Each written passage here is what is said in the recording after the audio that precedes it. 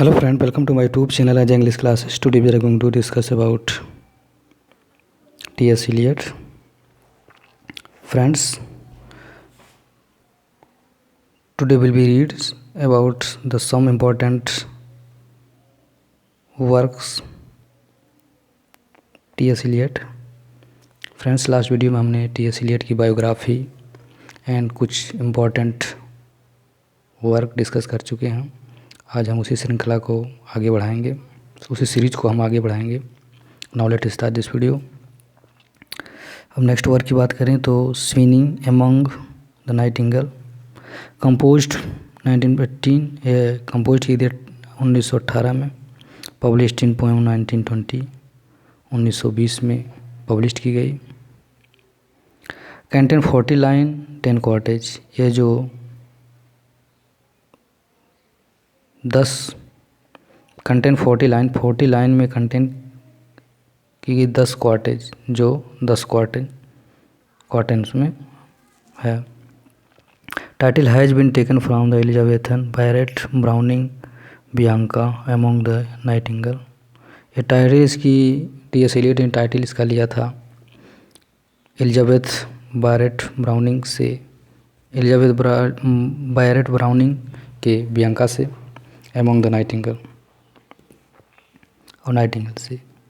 The nightingale is used for the prostitute, इसमें nightingale का use जो किया है वो एक प्रोस्टिट्यूट के लिए, वैसा के लिए। The poem is written in the mock of heroic, ये पोएम जो है लिखी गई एक मॉक हीरोइक के रूप में। Pattern the pops, Alexander pope के रेप ऑफ लक, जो जिस तरह से अलेक्जेंडर पोप की एक पोएम थी रेप ऑफ लक, उसी के पैटर्न पे लिखी गई है, हंसी मजाक के रूप में, कमेंट और हंसी मजाक के रूप में। The epigraph Aeschylus and Agamemnon, Sweeney modern sexuality degradation and upgraded urban person, इसकी थीम है। नेक्स्ट वर्क की बात करें तो 4 क्वार्टेट्स 1943 में लिखा गया। Set in A 4 poem each has 5 section, set in 4 poem में 5 पोएम, ईच प्रत्येक में 5 पोएम है, जो 5 सेक्शन में बटी हैं, जो रिलीजियस फैक्ट को बताती हैं। Stories taken from the Gita, और यह जो इसकी कहानी है वह गीता, हिंदू धर्म के सबसे पवित्र बुक गीता के ऊपर डिपेंड है। Eliot wrote it while working on the modern cathedral. Eliot wrote it while working. Eliot इसे लिखा था उस समय जिस समय मॉडर्न कैथेड्रल पे कार्य कर रहे थे, उस पर लिखने का कार्य कर रहे थे, उसी दौरान इसको लिखा था। इसकी थीम जो है time, experience and progression of praise, experience, time, अनुभव, प्रोग्रेशन, पछताना, प्रेज, प्रार्थना के ऊपर इनका थीम है इसके।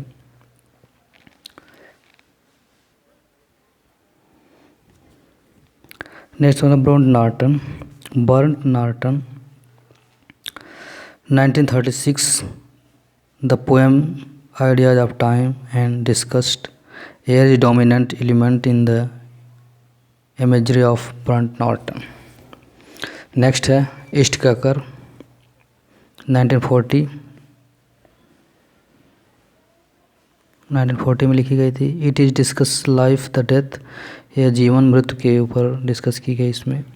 The maintains the continuity between the two human beings और the disorderly science fail to save human from it follows. The poem discuss present and future dominant element factor earth. Dry salvation, next work है dry साल्वेजेज 1941 में लिखी गई थी। Present in the harsh picture of human, water is the dominant element in this poem, water is the symbol of birth, इसमें एक पानी symbol of birth के रूप में दिखाया गया। The river of life uncontrollable. Next the little gidding 1942 में लिखा गया था। Air earth water and fire dominant elements, all are the compose the air earth water and fire all dissolve lie.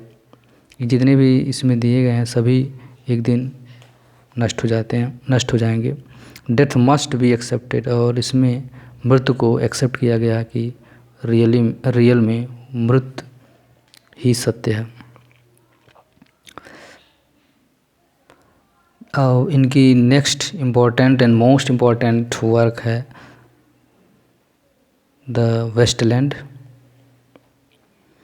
Westland T S. Eliot की most important work है, जिससे परीक्षा में बहुत ही ज़्यादा क्वेश्चन आने की संभावना रहती है। रिटन 1922 में लिखी गई थी। एपिक पोएम है, 34 लाइन में लिखी गई इन द फ्री वर्स में। 1922 published in the Criterion UK Dial USA। 1922 में पब्लिश की गई थी क्राइटेरियन यूके में, और डेल मैगजीन में USA में पब्लिश की गई थी। The poem divide in 5 section. ये पोएम जो है 5 सेक्शन में डिवाइड है। 5 सेक्शन कौन कौन से उसके हम देखेंगे। The very of death first, second the game of chess, third the fire of sermon, death fourth the death by water, 5 what the thunder said. ये परीक्षा में वेरी इंपॉर्टेंट रोल प्ले करता है। ये परीक्षा में कभी कभी सीरियल वाइज पूछ लेता है कि सबसे पहला इसमें 5 सेक्शन में सबसे पहला कौन है, तो द वेरी ऑफ डेथ। अभी हाल ही में TGT KBS LT ग्रेड का प्रवक्ता का पेपर हुआ था, जिसमें पूछ दिया था लास्ट 5 सेक्शन में लास्ट में कौन है, तो व्हाट द थंडर सेड। तो इसको आप श्रृंखलाबद्ध तरीके से याद करके रखेंगे, जो परीक्षा में बहुत ही महत्वपूर्ण रोल प्ले करेंगे। Epigraph taken from the Satyricon of Petronius. This poem dedicated to Ezra Pound. यह पोएम जो है इजरा पाउंड पे डेडिकेट की गई है। Ezra Pound and it's miglior fabbro. It miglior fabbro means the better craftsman. इसकी theme जो है, इस पोएम की theme disillusionment, post war generation and sterility and modern man, disintegration and modern factor इसकी थीम है। Sexual perversion, loss of faith and moral value, lock of human relationship, commercialization of life, mental tension, some causes of disintegration, modern civilization or life. The core of Westland is the Christian doctrine of rebirth through the prayer of suffering. The poem opening line, इस poem की opening line है जो very important है। April is cruellest month. Last line of the poem, इस poem की last line शांति शांति शांति। इसमें character कौन कौन है उनको हम देख लेते हैं। कैरेक्टर के बारे में, नरेटर टायरेसियस नरेटर के रूप में इसमें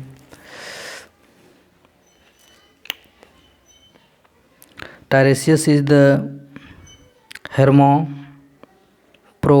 हेर्माफ्रोडिट, एक कैरेक्टर मेल एंड फीमेल जो दोनों रोल को प्ले करे उसे हेर्माफ्रोडिट कहते हैं। नेक्स्ट फर्स्ट है very love date taken from Frazer's of golden bough. Next है the game of chess taken from Middleton play women beware women. Third है the fire sermon taken from the sermon of lord Buddha के जीवन पे depend है। The burial of death the refers a spiritual decadence and death of the vast lander. The West land follow the legend of Holy Grail and Fisher King. इसमें important character हैं टायरेसियस, madam सोसोस्त्री, Stetson, mister यूजिनिड्स, फीब्स, फिलोमी, Morris, लिल, Albert, queen Elizabeth, the typist girl. T.S. Eliot believes that man's salvation is possible only when man taking of his self purification. T.S. Eliot believed that man's salvation is possible only when man taking the self purification. T S. Eliot का विश्वास था कि men's का मोक्ष तभी प्राप्त हो सकता है जब वह एक साधु के रूप में अपने आप को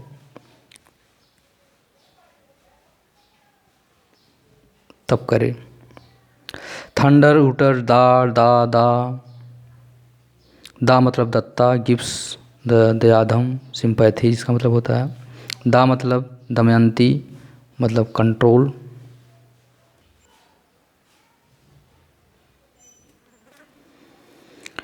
इसमें इम्पोर्टेंट कोटेशन है April is cruellest month breeding lilacs out of dead land mixing memory and desire. Next है and dead tree gives no shelter and cricket no relief. अब ना डेड ट्री जो मृत पेड़ है ना वो छाया दे रहे हैं ना ही फल, क्रिकेट नो रिलीफ ना ही झिंगुर बोल रहे हैं। And the dry stone no sound no water, और ना सूखे पत्थरों से ना पानी आ रहा ना ही उनकी साउंड आवाज़ आ रही। My nerves have are bad tonight yes bad stay with me, speak to me. Why you nerves speak and speak, what are you thinking of and what thinking what?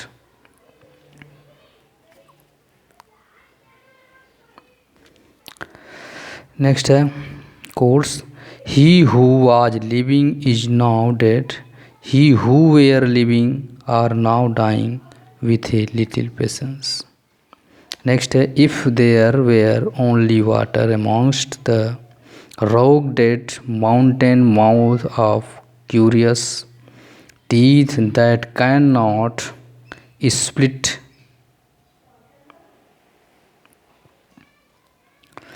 Next है but dry thunder without rain, there is no even solitude in the mountains. Next है London Bridge is falling down, where the hermit's thirst sings in the pine tree, drip drop, but tree is no water. Next who is the third who walks away besides you? When I counts, there are only you and I together. Friends, I hope you enjoy this video. Thank for watching this video. Thank you so much. हम next lecture में next writer के साथ मिलेंगे। Thank for watching this video. Thank you so much.